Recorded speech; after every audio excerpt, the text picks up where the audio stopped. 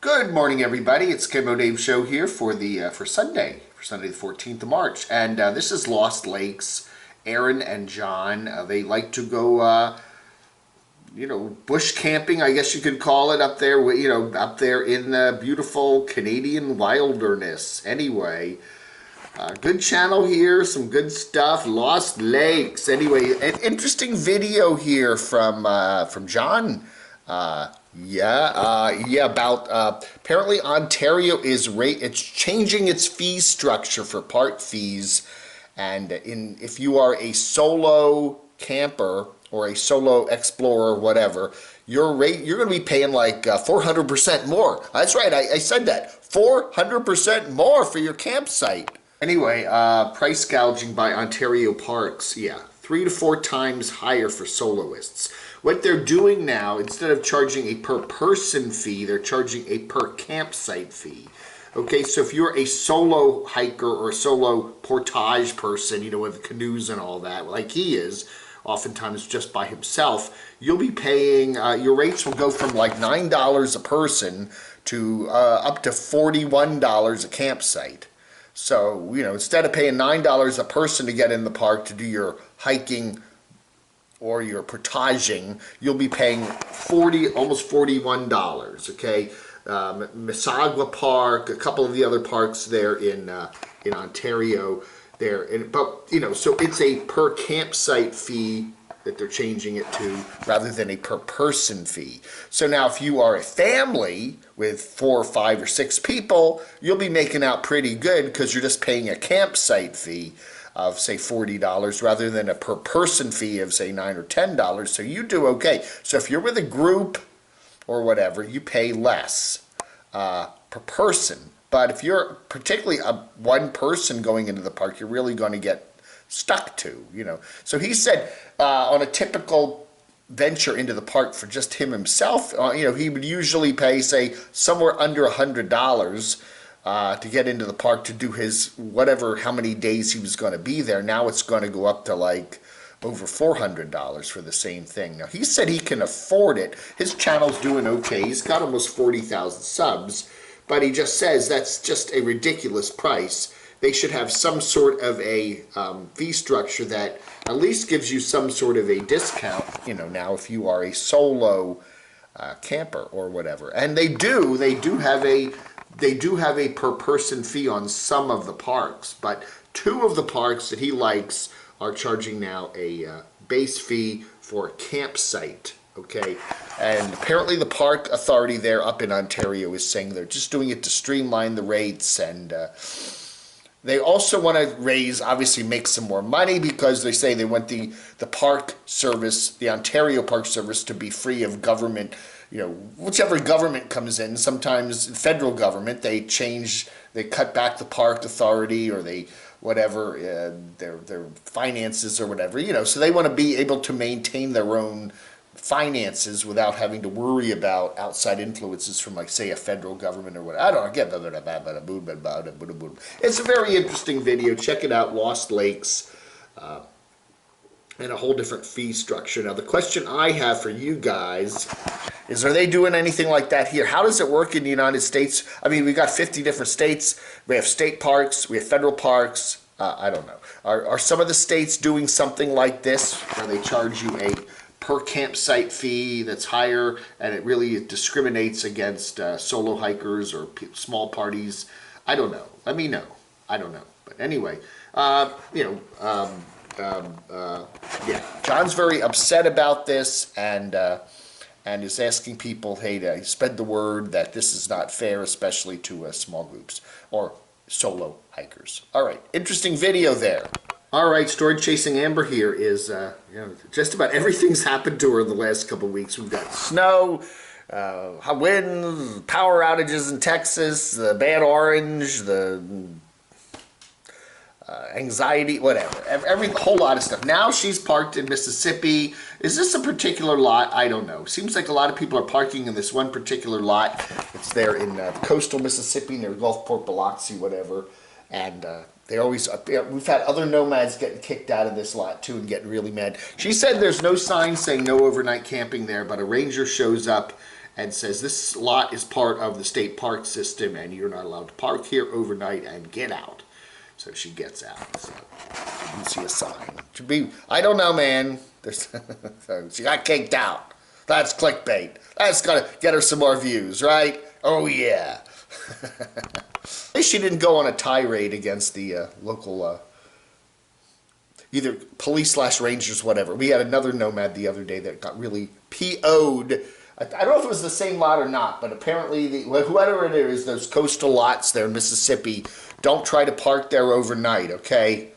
No. I don't know. Adam the Woo, Adam, still down there in the Orlando area doing, I think he's doing a lot of the same things he's done over and over and over again. Pioneer Village. I swear I've seen Adam at, I used to watch Adam a lot. I don't really watch him that much anymore, but he's been at Pioneer Village many times before, so anyway. We got Rosie there doing her a live stream there from St. Helena and the Napa Valley. Chooching, huh? Love these nomads or explorers or whatever that make a big deal about having a baby. Like that's something really, like, whoa, we're having a baby. The nomadic movement's doing that. Revealing all the secrets, we're having a baby. They're the wonderful couple in Panama. I've seen a number of the Nomad Explorer channels I've watched lately where it's like a big deal, like, I'm a daddy, whoa! I mean, I'm very, very happy for folks that are having babies and becoming daddies and mamas and all that, but, it's not like it's something terribly not normal. You know what I'm saying? It's part of... Put it on your YouTube channel. Yeah, we're having a baby. I'm a daddy. I don't know. Well, if they watch your channel and they're connected to you and they like you and they've grown to know you, they're very concerned about, all the family stuff, right? All right, we got a new video here from Dave 2D, who is skateboarding through his beautiful new $26,000 house in the Upper Peninsula of Michigan there with his dog and another dog. And, the garage, the living room. Got a lot of scenes of the house there. He's skateboarding through it, and he has really beautifully decorated the place. It is just gorgeous. At least he doesn't have pinball machines and a giant Mickey Mouse collection cluttering up the place, right? But he does have busted up boxes and, not a lot of furniture, let's just put it that way. And there we go. That's a good shot of it. Anyway, so the beautiful house there. He's really done a nice job fixing it up, and I gotta hand it to him. Dave has said he's starting up a new channel, or repurposing an old one. I don't know. It's called Dave 2D IRL. So that'll be his in real life stuff where he's doing, I guess, his painting and his live streams and his day-to-day living and all that other stuff. And then the Dave 2D channel from now on will be pretty much just his roasts. He's going back to doing the roasts where he talks, he roasts nomads, usually very young, beautiful nomads who are like not always really being real nomads. They're funny. I enjoy them. They're cool. Anyway, this, I guess, is the garage. Dave is very, very tall, by the way. You don't see that in a lot of his videos. He's really tall. And his head is almost hitting the ceiling there. I'm just saying. He used to be a skateboarder back when he was a kid. Kind of like Mark Fun Jones. And he's, mid-30s and still enjoys the skateboarding. Those old dudes out there on the skateboards like that. Maybe he and MFJ ought to do a collab there. Mark Fun Jones down there in Tennessee loves to do his skateboarding. So I don't know. I'm coming up with all these collab things. Mark and Dave, old men on skateboards. I mean, relatively speaking. We were talking about OZZY yesterday. She was ATVing with a friend and a little rollover and no injuries, at least for her. The friend who was driving got a few bumps and bruises, but both are okay. Anyway, I thought this was going to be a new video on maybe telling us what happened, but no, she is, I guess, some old footage that was in a camera somewhere. I don't know. But anyway, this is a flashback to over the summer, I guess it was, when she and Wandering Jimmy and a bunch of other folks were there in Colorado, back to the Continental Divide, Buena Vista, Colorado. Good video, nice video here. It is interesting though, she and a friend are traveling in a car, and they're trying to get up to a place to park, so they up in the mountains and park so they can do a picnic. And it's a one-lane road, and there's another car coming, and there's nowhere to pull over and let the other car pass, and they had to back up quite a way. And then Wandering Jimmy and his buddies are in another car behind them, and it was kind of funny. So anyway, check it out. I've been watching this guy, Alex Amasa Olsen. Very good videos about living in Greenland. He has a place there, a very nice condo, I guess it is, in a place called Nuuk, N-U-U-K, Nuuk, which is a really nice little town there on the west coast of Greenland. And he gives us the inside, kind of inside facts about what it's like to live in Nuuk. And he likes to do boating and stuff like that. And so anyway, very good video here. Citizenship, to get your citizenship now. Greenland is controlled by Denmark, so you have to go through kind of a Danish thing to get your citizenship there. And it's not a cheap place to live, by the way. Food prices are very expensive. He was saying that, and and it's whatever. So anyway, it is if you like snow, if you like it cold, it is beautiful up there, and So anyway, check him out, Alex Amasa Olsen. Some nice videos there about living in Greenland and getting out and doing some stuff. Also got a very nice video here from Chris, Venture 4-wheel drive there. He is in RNG, his Jeep, going around and exploring a lot of Coronado. I think he's in the Tucson area, Arizona there, and then he's checking out a really cool vehicle. He got the Winnebago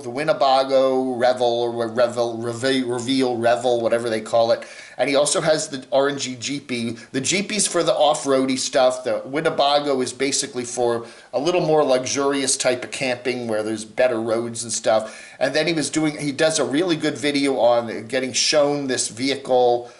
Then he's taking a tour here of Dave 2D's house. He goes up to northern Michigan and takes a tour of Dave 2D's house. No, I'm kidding. That's a joke. That was a joke. Here's the vehicle here. He says it's kind of an in-between vehicle there between the two vehicles he has. Offering some sort of luxury inside, kind of nice luxury versus performance, being able to get off on the road or whatever. Anyway, so it's anyway, and he has a really hyper guy here there who gives him the tour of it and all that other stuff. So if you want to kind of go in between the Revel and the RNG Jeep, this would be a good vehicle, if you were kind of compromising. But anyway, whatever. Watch it and you can find out exactly what it is. It makes no sense to me. But very good video there from Venture 4-wheel drive Chris, who hails from Pennsylvania. And we do get to see, I think, occasionally if you go through this, he has a girlfriend that he goes hiking with and stuff like that. And we occasionally get to see her. But more stuff in RNG there, so always good videos from Chris, Venture 4WD. Of course, one of the things I always like about his videos is extraordinary sound. I mean, not only he takes a lot of care presenting beautiful photography, but he also really focuses on the sound. And I do advise you, if you got headphones or something, you might want to put them on and listen to it. It's kind of what do they call it, AMSR, whatever that is. It has that certain quality to it. When you hear like the Jeep driving up the rocky road, and you can hear the crunching of all the little, as it drives up, and and he'll do like a water shot, and you can really hear the water. He's very into the audio, the audio side of things, which is kind of neat. And it's not just a bunch of music playing. No, he really gets into the natural sounds. I like his channel. It's really gorgeous to watch. Okay, and then if you want to know the best outdoor RV shower, RV shower there, check out Carry On Vagabond. All right, I'm sure they're going to get a lot of views of this. This actually just posted. It just popped up, and I haven't had time to actually watch it yet. I'm going to watch this, and I'll give you a report on it on my next show.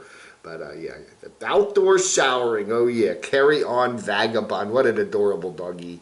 All right, everybody, that ought to do it for our show this morning, for Sunday, the 14th of March, 2021. You have a wonderful rest of your day. My housemate here got his second Moderna shot 2 days ago, and yesterday he was really down for the count. Achy, icky, yucky. But he's feeling better today. They say that second shot really hits you. So, but he says he's feeling a lot better today. So we'll see. I'm still waiting on it. I still can't, here in North Carolina, it's 65 and older, and I'm way too young for that. But they're opening up some new categories this coming week, and maybe I'll qualify to get on it. But I don't know, man. I don't know, man. But anyway, I'm going to be traveling at the end of next week, so I would like to at least have one shot under my belt. But, I don't know. We'll see. We'll see. All right, everybody. Thank you so much for watching. You have a wonderful rest of your Sunday vlog under.